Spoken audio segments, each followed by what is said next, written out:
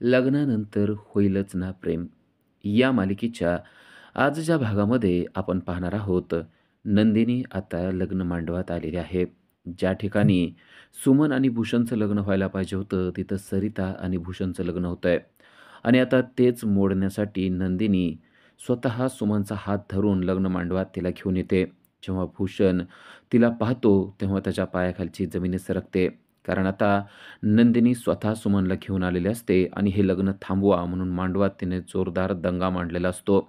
लग्नामध्ये अचानक आलेली नंदिनी आणि तिने दिलेली आरोळी आणि थांबवलेले लग्न यामुळे सर्व वराड एकदम शांत झालेलं असतं. तर हे सगळं चित्र जीवा देखील पाहत असतो आणि इकडे पार्थ देखील पाहत असतो, की आता ही नंदिनी नक्की काय करणार? तर नंदिनी अगदी सोज्वळपणे सर्वांना सांगते, की भूषण आणि सरिता यांचं लग्न होऊ शकत नाही. कारण भूषणचं खरं प्रेम हे सुमनवर आहे आणि ते आत्ताच नव्हे तर गेले 3-3.5 वर्ष ते एकमेकावर प्रेम करत आहेत. त्यामुळं तुम्ही हे लग्न लावून खूप मोठी चूक करत आहात. भूषण घरच्यांच्या दबावामुळे हे लग्न करत आहे, असं देखील ते सर्व वराडाला आणि त्याचबरोबर विशेषतः सरिताला, की जिच्याबरोबर लग्न होत असतं, तिला सांगते. सरिताला जेव्हा ही गोष्ट समजते, तेव्हा तिला तर खूपच वाईट वाटतं. त्याचबरोबर नंदिनी तिला म्हणते, "सरिता, भूषणचं खरं प्रेम सुमनवर आहे, हे तुला माहीत असून सुद्धा तू त्याच्याशी लग्न करू शकते का?" तेव्हा सरिता म्हणते, "अजिबात करणार नाही. मला हे माहीत नव्हतं की त्याचं प्रेम दुसऱ्या मुलीवर आहे. जर का हे मला अगोदर माहीत असतं, तर मी त्याच्याशी लग्न जमवलंच नसतं. ही गोष्ट त्याने मला अगोदर सांगणं गरजेचं होतं," असं ती सर्वांना सांगते. तर त्याच वेळेस भूषण म्हणतो, की "मी हे सांगायला पाहिजे होतं. माझी चूक झाली आहे, पण मी घरच्यांच्या दबावाखाली असल्यामुळं मी काही सांगू शकलो नाही. मला माफ कर." तेव्हा सरिता सांगते, "असं असेल तर आता हे लग्न होणार नाहीये." आता भूषणचं लग्न मोडलेलं आहे. पण वराडामध्ये आणि मांडवामध्ये एकच गोंधळ उडालेला आहे. कारण अचानक आलेल्या व्यक्तीने आता लग्न लागणारच होतं, ते लग्न मोडून टाकलेलं आहे आणि त्यामुळे दोन्हीकडचे कुटुंबीय एकदम हवालदिल झालेले आहेत. तर ते आता नंदिनीच्या जवळ अंगावरच येत असतात. नंदिनी त्यांना समजावून सांगण्याचा प्रयत्न करते, की त्याचं खरं प्रेम हे सुमनवर आहे आणि सुमन पण त्याच्यावर खरं प्रेम करत आहे. जर का तुम्ही यांचं लग्न बळच लावलं, तर तुम्ही 3 जीवांना मुकणार आहात. तुम्ही 3 जीवांचं आयुष्य बरबाद करणार आहात.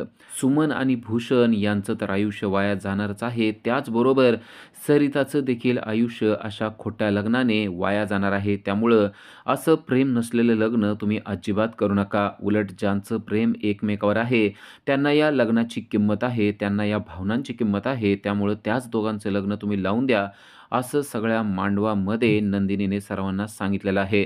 पण आता मांडवामध्ये एकच गोंधळ उडालेला आहे आणि काही लोक आता नंदिनीच्या अंगावर येत आहेत. नंदिनीच्या अंगावर येऊन ते म्हणतायत, की "आमच्या घरामध्ये येऊन, आमच्या मांडवात येऊन तू आमचं लग्न मोडणारी कोण आहेस? आम्हाला हे लग्न करायचं असेल तर तुझं काय मत आहे?"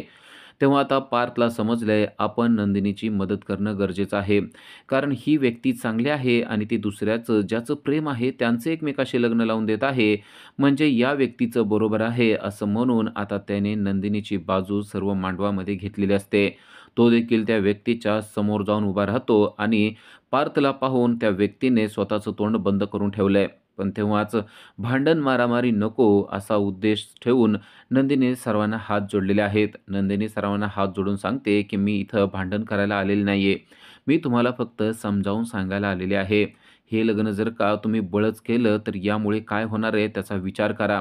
आज तुम्ही या दोघांना बळच लग्न लावून देण्यासाठी इथं आणलेलं आहे, पण कदाचित परत एकदा भूषण हा तिच्यावरच प्रेम करणार आहे. परत एकदा भूषण आणि सुमन एकमेकाच्या प्रेमात पडतील आणि ती गोष्ट मात्र चांगली होणार नाहीये." जेव्हा हे सगळं सांगितलं जात असतं, तेव्हा सरिताने मात्र ठरवलंय, की हे लग्न आता मी करणार नाहीये. जर का भूषणचं प्रेम हे सुमनवर असेल, तर सुमन आणि भूषण यांचंच लग्न व्हायला पाहिजे, असा स्टँड आता स्वतः सरिताने घेतलेला असतो आणि त्यामुळं हे लग्न मोडलेलं असतं. पार्थ नंदिनी काय-काय करते ते सगळं शांतपणे पाहत असतो. कशाप्रकारे नंदिनी सर्वांना कन्व्हिनियन्स करण्याचा प्रयत्न करते आणि ती गोष्ट कशी शांतपणे मांडते. तर नंदिनी काय करते या गोष्टीकडं आता स्वतः काव्याचं देखील लक्ष असतं. काव्या पाहते, की नंदिनीने चक्क सुमनला घेऊन येऊन हे लग्न मोडून टाकलेलं असतं. तर त्याच मांडवामध्ये जीवा देखील असतो. जीवा देखील ही सगळी गोष्ट पाहत असतो, की कशाप्रकारे एक मुलगी सर्वांना कन्व्हिन्स करते आणि कशाप्रकारे 2 जीवांना एकत्र आणत आहे. ज्या 2 जीवांचं एकमेकावर प्रेम आहे, त्याच दोघांनी एकमेकाशी लग्न केलं तर त्यांचं आयुष्य आणि भविष्य सुखाचं होऊ शकतं, असं ती सर्वांना समजावून सांगत असते. खरंच ही मुलगी खूपच डॅशिंगबाज आहे, असं जीवाच्या मनामध्ये येत असतं. सरिताच्या घरचे आता या लग्नाला तयार नसतात. ते सरिताचा हात धरतात आणि आपल्याला हे नको लग्न म्हणून ते आता मांडवातून निघून जातात. पण आता सुमन मात्र भलतीच खुश झालेली आहे. कारण ती ज्या गोष्टीसाठी आत्महत्या करत होती, ती गोष्ट आता तिला मिळालेली आहे. कारण नंदिनीने तिचं स्वप्नच पूर्ण केलेलं आहे. तिच्या चेहऱ्यावर लग्नाचा आनंद स्पष्टपणे दिसत असतो. तर पार्थ देखील खुश झालेला आहे.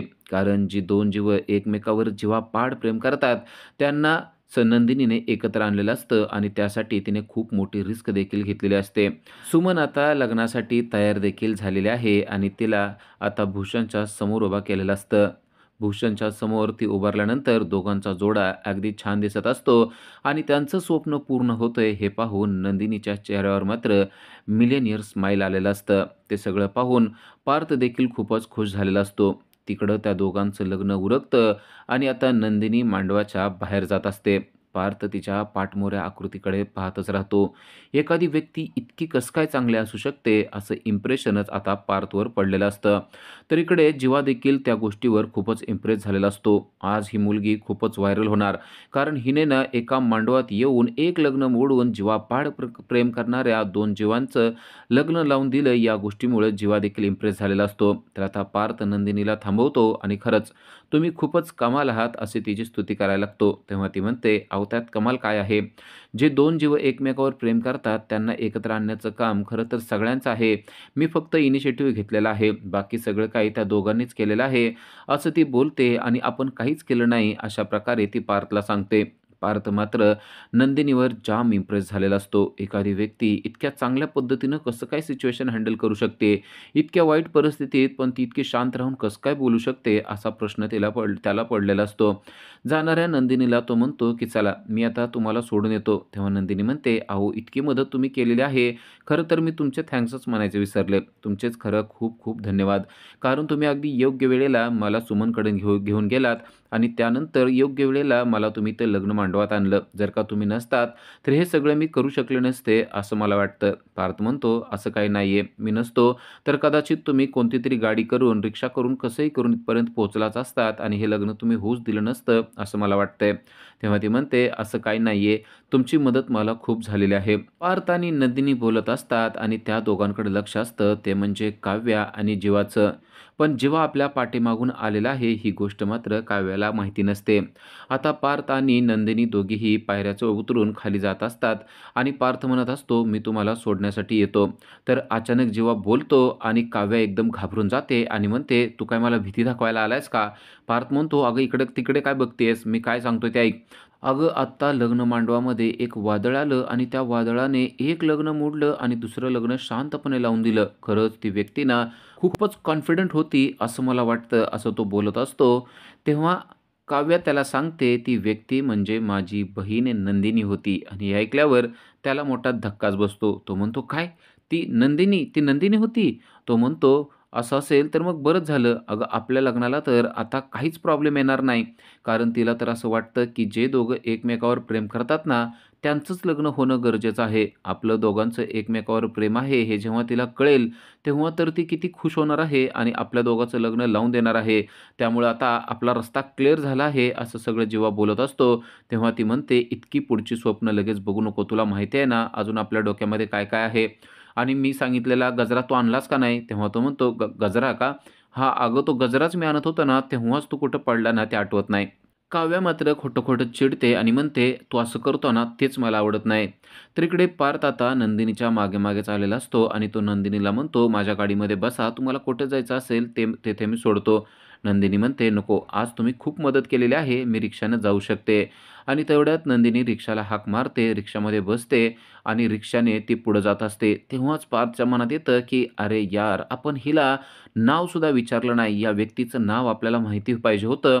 आता परत कधीही भेटणार आपल्याला. भेटेल का नाही भेटेल काय माहिती, पण या व्यक्तीचं नाव मात्र विचारायला पाहिजे होतं." अशी हुरहुर मात्र त्याच्या मनामध्ये लागलेली असते. कदाचित ही व्यक्ती आपल्याला कधी भेटलीच नाही तर, असा देखील सवाल त्याच्या मनामध्ये पुन्हा एकदा येऊन गेलेला असतो. पण तेवढ्यातच त्याला दिसतं, जीवाची बुलेट तेथेच आहे. जीवाची बुलेट इथं आहे म्हणजे जीवा नक्कीच मंदिराच्या आसपास कुठेतरी असणार आहे, असं त्याला वाटलेलं आहे. तर इकडे जीवा अजूनही काव्याशी बोलत असतो आणि तो काव्याला सांगतो, की "आता आपल्याला लवकरात लवकर लग्न करायचंय आणि मी तिला जाऊन सांगणार आहे, की आमचं देखील लग्न लावून दे." तेव्हा काव्या चिडते आणि त्याला म्हणते, "आपण कधी लग्न करणार आहोत ते तू विसरून गेलायस का? तुला माहिती आहे ना, माझं आय-ए-एस होण्याचं स्वप्न आहे. अजून मी एकही परीक्षा पास झालेली नाहीये. जोपर्यंत मी परीक्षा पास होत नाही, पोस्ट मिळवत नाही आणि जोपर्यंत तू स्वतःहून एखादा प्रोजेक्ट हँडल करत नाही, तोपर्यंत आपण लग्न करणार नाहीत, हे आपण अगोदरच ठरवलेलं आहे ना." तेव्हा तो म्हणतो, "हो, आपण हे सगळं ठरवलेलं आहे आणि माझ्या ते लक्षात आहे. मी पण गंमत करत होतो. तुला काय वाटलं मी लगेच सीरियस होणार आहे आणि तुझ्या नंदिनी ताईकडे जाऊन म्हणणार आहे, की आमच्या दोघांचं लग्न लाव? असं नाहीये. आपली स्वप्न अगोदर पूर्ण व्हायला पाहिजेत, असं मला देखील वाटतं. त्यामुळं मी लगेच लग्नाचा हट्ट करत नाही. जेव्हा सगळं व्यवस्थित सेटल होईल, तेव्हाच आपण लग्न करणार आहोत." अशी समजदार भूमिका आता पार्थने पण काव्याच्या समोर मांडलेली असते आणि तेव्हा काव्य देखील खुश झालेली असते. रात्र झालेली आहे आणि इकडे देशमुखांच्या घरी पिहूने जोरजोरात बेल वाजवायला सुरुवात केलेली आहे. रम्या दीदीने गुलाबजाम केलेले आहेत. ज्यांना ज्यांना खायचे असतील त्यांनी धावत पळत या, अन्यथा संपून गेले तर परत मागू नका, असं म्हणून काव्या जोरजोरात बेल वाजवून सर्वांना बोलवत असते आणि सर्व देशमुख कुटुंबीय धावत पळतच आलेले असतात आणि रम्याने सर्वांना एक एक गुलाबजाम वाढलेला असतो आणि सर्वजण त्याचा मनमुरादपणे आनंद लुटत असतात. पण रम्याचं विशेष प्रेम आहे ते म्हणजे पार्थवर. त्याला एक गुलाबजाम तिने वाढलेला असतो आणि अजून ती त्यालाच वाढत असते. जीवा मात्र गुलाबजामचा एक घास खातो आणि शांत बसतो. तेव्हा सर्वजण त्याला विचारतात, "काय झालं?" आणि लगेच सर्वजण म्हणतात, "हां, आता त्याला सिक्स पॅक करायचेत ना, त्यामुळे तो खात नसणार आहे." तो म्हणतो, "नाही, नाही, असं काही नाहीये." तेवढ्यातच जीवाच्या वडिलांनी त्याला महत्त्वाचा प्रश्न विचारलेला असतो. तो म्हणजे, "आज तुला एक मीटिंगला जायचं होतं, त्या ठिकाणी तू गेला होतास का?" खरं तर तो तिकडे गेलेलाच नसतो. आता या प्रश्नाचं काय उत्तर द्यावं असा मोठा प्रश्न त्याला पडलेला असतो आणि आता ही वेळ कशीतरी मारून नेणं गरजेचं असतं आणि तेव्हाच पार्थ मात्र त्याच्या बाजूनं बोलतो. पार्थने त्याला मंदिरामध्ये पाहिलेलं असतं आणि पार्थला माहीत असतं, की तो कुठेसुद्धा गेलेला नाहीये. पार्थ त्याची बाजू घेऊन म्हणतो, की "अहो, आज तो दिवसभर माझ्याबरोबरच होता, त्यामुळं त्याला मीटिंगला जाताच आलं नाही." आणि जीवा लगेच म्हणतो, "हां, एक्झॅक्टली मी ह्याच्याबरोबर होता ना, त्यामुळंच मला काही करता आलं नाही." तर इकडे रम्या पुन्हा एकदा पार्थच्या जवळ येते आणि त्याला अजून गुलाबजाम वाढायला लागते. तेव्हा जीवा म्हणतो, "घरामध्ये बाकीचे देखील लोक आहेत. तू बाकीच्यांना विसरून गेलीस का काय?" असं म्हणून तो तिची मस्करी करायला लागतो. पण ही गोष्ट रम्याला खूपच लागते आणि तिला कळतं, की आपण पार्थच्या खूप जवळ जातोय हे आता सगळ्यांच्या लक्षात आलेलं आहे. तर जीवा तिची चेष्टा करत म्हणतो, की "तुझं प्रेम फक्त पार्थ दादावरच आहे असं वाटतंय. आम्ही पण तुझे मामेभाऊ आहोत हे तू विसरून गेली आहेस का?" असं तो बोलतो. तेव्हा पार्थ आणि ते दोघे देखील हसायला लागतात. त्यानंतर आपल्याला पाहायला मिळतं, की काव्याच्या फोनवर जीविका नावाने सेव्ह केलेल्या नंबरवरून फोन आलेला आहे. काव्या जेव्हा तो नंबर पाहते, तेव्हा उचलते आणि म्हणते, की "मी सांगितलंय ना, इकडं घरी आल्यानंतर मला फोन करायचा नाही." कारण तो फोन असतो जीवाचा आणि जीवाचंच नाव काव्याने जीविका म्हणून सेव्ह केलेलं आहे. तो म्हणतो, "काय झालं?" ती म्हणते, "मी घरी आहे तुला सांगितलंय ना, ताईनं जर का बघितलं तर किती मोठा राडा होणार आहे समजतं ना तुला? मी तुला हजारदा सांगितलंय, मी घरी असताना मला फोन करू नको. कारण घरी असल्यानंतर सर्वजण मग माझ्यावर संशय घेतात आणि उगाच हे आपल्याला आत्ता कळू द्यायचं नाहीये, त्यामुळे तू घरी फोन करत जाऊ नको." असं ते त्याला सांगते. तेव्हा तो देखील थोडासा चिडतो आणि म्हणतो, "मला जेव्हा वाटेल तेव्हा मी फोन करणार. मला बोलायचं असतंय, मग मी काय करणार? कधी फोन करणार तुला?" असं तो तिला बोलायला लागतो. तेव्हा ती म्हणते, "तुझं सगळं खरं असलं तरी घरी असल्यानंतर फोन नाही केला तर जरासं बरं होईल." असं ती त्याला समजावून सांगण्याचा प्रयत्न करते. पण जीवा मात्र ऐकत नसतो. तेव्हा ती फोन कट करून टाकते. तर इकडे पार्थ कामासाठी बसलेला असतो. त्याने फाईल देखील उघडलेली असते, पण फाईल उघडून मात्र त्याचं मन कामामध्ये अजिबात लागत नसतं. कारण त्याला आज झालेला प्रसंग आठवत असतो आणि त्या प्रसंगामध्ये तटस्थपणे उभारणारी आणि तटस्थपणे सर्वांना समजावून सांगणारी एक व्यक्ती, की ज्या व्यक्तीचं नाव देखील आपण विचारलं नाही, तीच व्यक्ती त्याला सतत आठवत असते. खरंच ती व्यक्ती कोण असेल बरं? आणि ती पुन्हा एकदा आपल्याला भेटेल का? ती व्यक्ती पुन्हा एकदा आपल्याला भेटायलाच पाहिजे. पुन्हा एकदा जर का ती भेटली तर आपण तिला नाव विचारूया असं त्याच्या मनात येत असतं. तर इकडे नंदिनीला सुमनचा फोन आलेला असतो आणि सुमन तिचे आभार मानत असते. सुमन म्हणते, "खरंच आज जे काही झालंय ते फक्त तुझ्यामुळं झालेलं आहे. जर का तू ऐन वेळेला आली नसती तर कदाचित मी आत्महत्या पण केली असती आणि भूषणचं पण लग्न सरिताबरोबर झालं असतं. तुझे किती आभार मानावेत ना तेच मला कळत नाही." तेव्हा ती सांगते, की "असं काही नाहीये. तुमचंच लग्न होणार होतं. तेच विधिलिखित होतं आणि जे विधिलिखित होतं तेच होत असतं. त्यामुळे जे झालंय ते आता खूप चांगलं झालेलं आहे." तेव्हाच ती विचारते, "तुझा तो मित्र कोण होता गं?" तेव्हा ती म्हणते, "कोण मित्र?" तेव्हा तिला आठवतं, की आपल्याबरोबर एक व्यक्ती होती, त्याला ती मित्र समजते. तेव्हा गडबडीने नंदिनी म्हणते, "मी फोन ठेवते, परत करते." आणि आता तिला देखील आठवायला लागते, की खरंच तो व्यक्ती कोण होता काय माहिती. तो अगदी योग्य वेळेला आला. दरवाजा उघडण्यासाठी देखील त्याने मदत केली आणि आपल्याला वेळोवेळी जिथे पोहोचायचं आहे तेथे देखील तो घेऊन गेला. असं आजकाल कोण करतं? इतकी मदत करणारे व्यक्ती कोण नाहीयेत, असा विचार करून आपण देखील त्याला नाव विचारायला पाहिजे होतं, अशीच हुरहूर तिच्या देखील मनात लागत आहे. पुन्हा एकदा तो व्यक्ती आपल्याला भेटेल का? आणि पुन्हा एकदा आपल्याला त्याला नाव विचारता येईल का? अशी हुरहूर तिच्याही मनात आहे आणि तशीच हुरहूर इकडे पार्थच्या देखील मनामध्ये लागलेली आहे. तिकडे आरुषी आणि काव्या यांची भांडण चालू झालेले आहेत. कारण आरुषीने हिचे यू-पी-एस-सीचे काही पुस्तकं उचललेत आणि ते वजन म्हणून वापरलेले आहेत. या गोष्टीचा राग काव्याला आलेला आहे. तेव्हा ती म्हणते, "वापरलं तर काय होतंय? पुस्तकाला वजन म्हणून वापरायचंच नसतंय, असा काही नियम आहे का?" असं आरुषीचं चाललेलं आहे. तर काव्या म्हणते, "ते माझे पुस्तक आहेत आणि ते वजनासाठी वापरायचे नाहीत." तेव्हा या दोघीचं भांडण मिटवायला ते नंदिनीकडे आलेले आहेत आणि नंदिनी सांगते, की "तुम्ही ना सारखं भांडत जा, दुसरं काहीच करत जाऊ नका आणि तू काय आवराआवर करते घरातलं, मला माहिती आहे आरुषी तू हे मुद्दाम केलेलं असणार आहे." असं म्हणून ती आरुषीला दोष देत असते. तर काव्याचं मत असतं, की हिला ना सारख्या फक्त माझ्याच वस्तू घ्यायच्या असतात. सकाळी पण बघितलं ना स्टॉल घेण्यासाठी तिनं कसं केलं आणि आत्ता माझीच पुस्तकं तिला घ्यायची असतात. तेव्हा नंदिनी तिला समजावून सांगते, की "आरुषी असं करत जाऊ नको. ती तुझी मोठी बहीण आहे ना, थोडंसं तिचा रिस्पेक्ट ठेवत जा आणि ती काय म्हणते ना ते शांतपणे ऐकत जा." तेव्हा आरुषी म्हणते, की "असं नाही. मी पण मोठीच आहे असं समजणार आणि तिच्याबरोबर जे पाहिजे ते घेणारच." असं म्हणून ती मुद्दाम तिच्याबरोबर भांडत असते. आता आरुषी बेडवर जाऊन बसलेली असते आणि तेव्हाच पुन्हा एकदा काव्याचा फोन वाजलेला आहे आणि त्यावर जीविकाचाच फोन आलेला आहे. "बघ तुझ्या जीविकाचा फोन आला" असं जेव्हा ती म्हणते, तेव्हा काव्या एकदम घाबरून जाते. कारण तो फोन जीविकाचा नसून तो जीवाचा आहे हे तिला माहीत असतं. आता जर का ताईला कळलं, की हा जीवा आहे तर खूप मोठा राडा होईल असं तिला वाटतं आणि तिचा चेहरा पाहून नंदिनीने तिला प्रश्न केलेलाच आहे. "जीविकाचा फोन आला तर एवढं घाबरायला काय झालंय?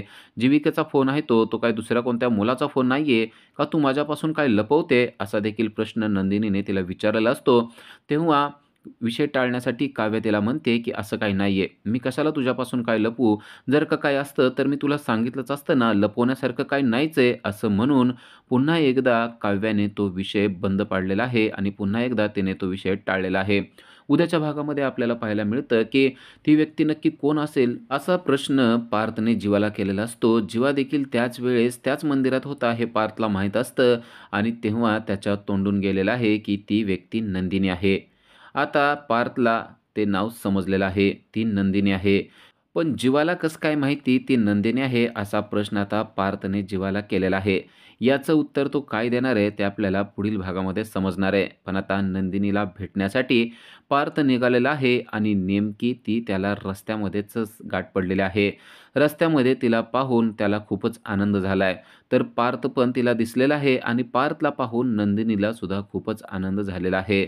आता ते दोघं एकमेकांना पाहून एकमेकाचं नाव विचारतील का? आणि नाव विचारून त्यांची पहिली भेट प्रेमामध्ये बदलेल का? प्रेमाचं फूल दोघांच्याही मनामध्ये उमलेल का? आणि ते फूल उमलून मोठं होईल का? ते आपल्याला पुढच्या भागामध्ये समजणार आहे. नंदिनी आणि पार्थ यांची हुरहुर आता पूर्ण होत आहे. पण त्याच वेळेला आपल्याला पाहायला मिळतंय, की रम्याच्या मात्र स्वप्नांचा चकनाचूर होणार आहे. कारण रम्या एकतर्फी प्रेम करत आहे ते म्हणजे पार्थवर आणि पार्थच्या कितीतरी आठवणी, कितीतरी फोटो तिने जपून ठेवलेले आहेत आणि त्याला हार्ट शेपमध्ये तिनं जपून ठेवलंय. आता रम्याचं स्वप्न चकनाचूर होणार का? रम्या तर पार्थवर प्रेम करते, पण पार्थला तर आता नंदिनी आवडायला लागलेली आहे. नक्की या कहाणीचं काय होणार ते आपल्याला पुढील भागामध्ये समजणार आहे. अशा सिरियलच्या अपडेटसाठी आजच आमच्या चॅनलला सबस्क्राईब करा. थँक